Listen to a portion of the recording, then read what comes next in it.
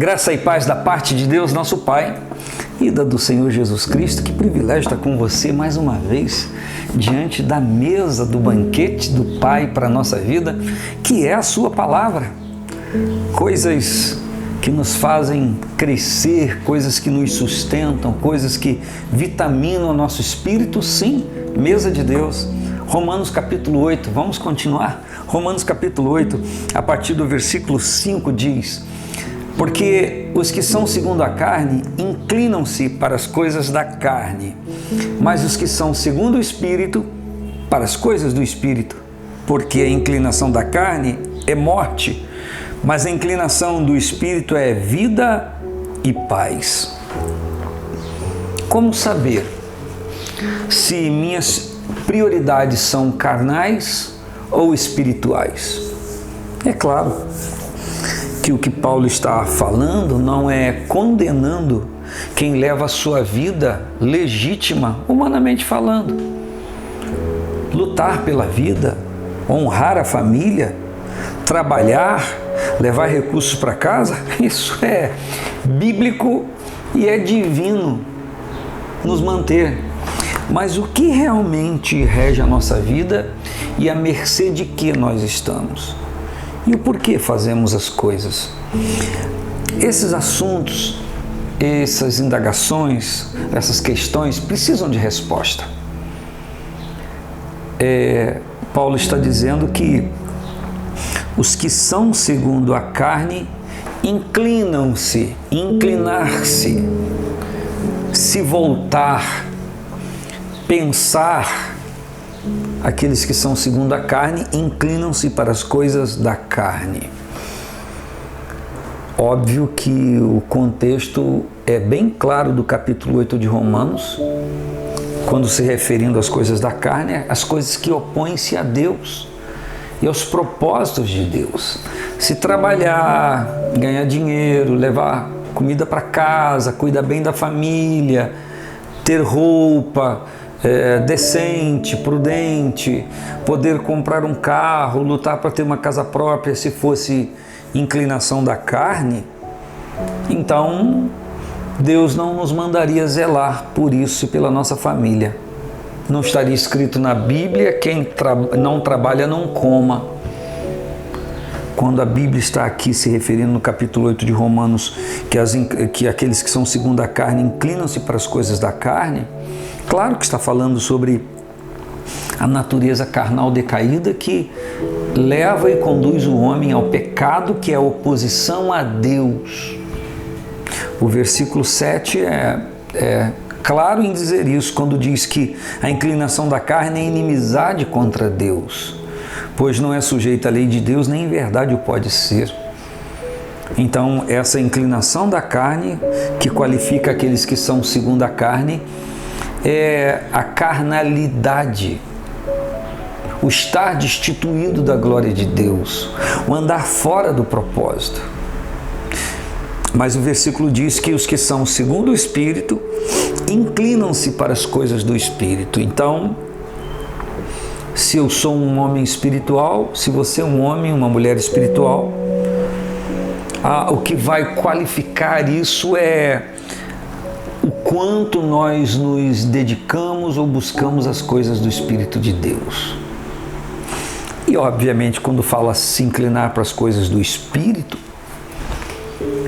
e se a Bíblia diz que o Espírito é o Espírito da verdade, então eu estou me inclinando para as coisas verdadeiras.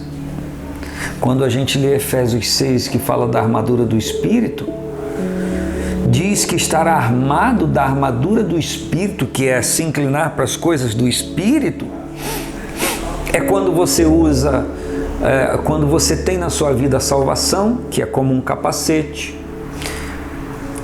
a verdade, que é como um cinturão, a justiça de Deus, que é como uma couraça, a fé no Senhor, que é como um escudo, a palavra de Deus, que é como uma espada para a guerra, o evangelho da paz, que é como as sandálias que os soldados usavam, e orar em todo o tempo. Então, essas são as coisas que caracterizam alguém que se inclina para as coisas do Espírito.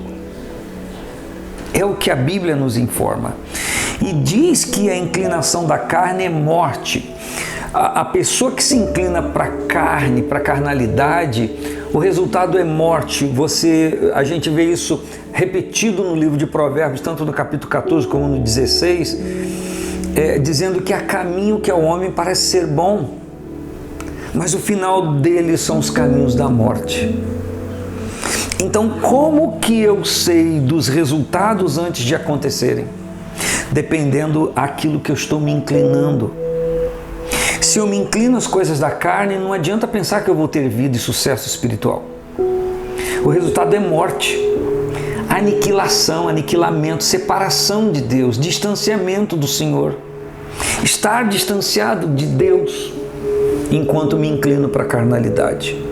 Porém, a Bíblia diz, a inclinação do Espírito é vida e paz. Olha que coisa extraordinária. A inclinação do Espírito é vida e paz. Está falando de resultado. Resultado de alguém que se inclina ao Espírito, que opta para as coisas do Espírito, que escolhe as coisas do Espírito de Deus. Resultado desta vida, desta pessoa, dessa escolha de andar assim é vida e paz. E aí eu me lembro, porque está bem no foco disso aqui, eu vou até anotar, é um versículo que você conhece, é de João 10, que diz que o ladrão vem senão roubar, matar e destruir. Quem diz isso é Jesus. Então, se a inclinação da carne é morte, o ladrão vem roubar, matar e destruir. Mas Jesus diz, eu vim para que tenham vida e a tenham com abundância. Então, se a inclinação do Espírito é vida e paz, significa que eu estou dentro do propósito de Cristo, que é trazer a minha vida, conduzir até a minha vida, ao meu ser, a vida dele, vida com abundância. Então, quando eu me inclino para as coisas do Espírito, a inclinação do Espírito vai me conduzir, vai trazer como resultado vida e paz. Então eu vou viver. Aí eu te lembro daquele célebre versículo de Atos 17, 28, quando Paulo diz, em Jesus, nele vivemos e nos movemos e existimos. Quer dizer que em Jesus há vida, porque a inclinação do Espírito me leva a adorar o Senhor Jesus, a reconhecer a sua obra na minha vida. Você está entendendo?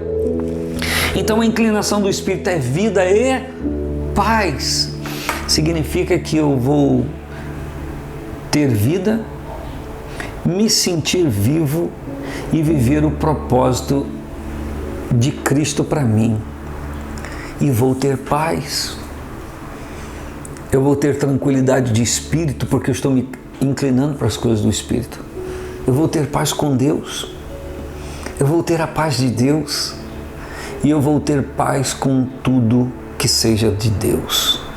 E, na verdade, quando a gente fala de paz, a gente fala de comunhão.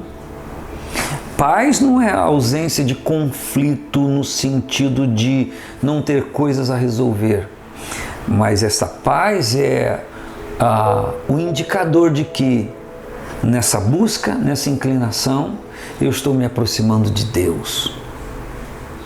Que você, que eu, que nós, que todos nós nos inclinemos para as coisas do Espírito de Deus.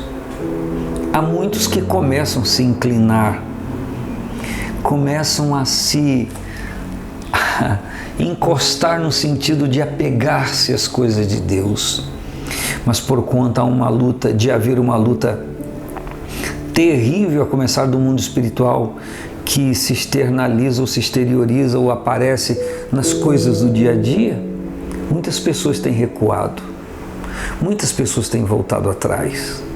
Mas eu quero concluir aqui dizendo que Paulo diz: nós não somos daqueles que recuam, mas daqueles que avançam para a conquista da alma. Que a mão do Pai, a mão do Senhor, esteja sobre você e em você, te fazendo prosperar nessa batalha espiritual. Um grande abraço, a paz do Senhor Jesus.